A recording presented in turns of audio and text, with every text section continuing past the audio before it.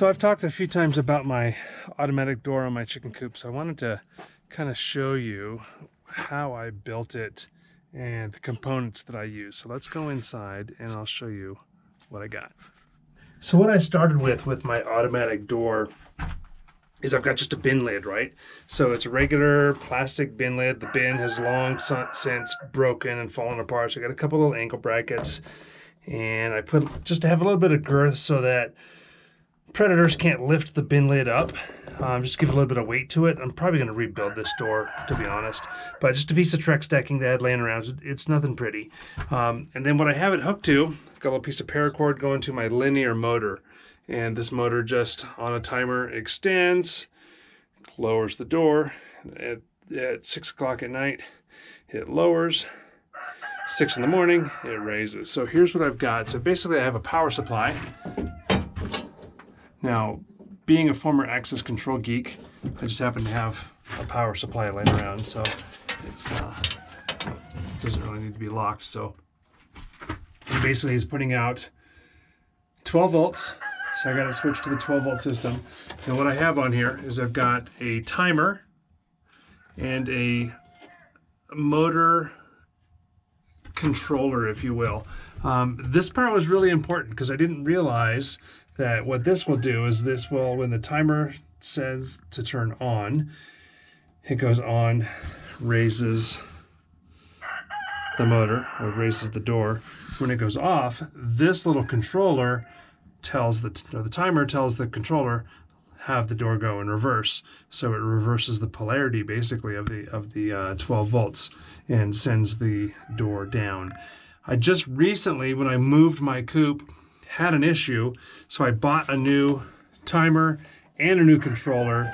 Not sure which one was bad, so I replaced the controller first, hooked it to the timer, had everything going, and it's working fine. So another cool thing you can do is with this timer is when you open it up, if I hit manual, there you go, door will close. Now it's not super fast, but you can see it's extending down. I'll hold still so you can tell that the motor's actually moving. You can hear it, but the door is closing. This is how I tested it out to make sure that it's working right. And I leave enough time for the ladies and gentlemen to get in and get in the roosts before the door closes. So there you go. So then I hit manual again up here to turn it on, and up it comes.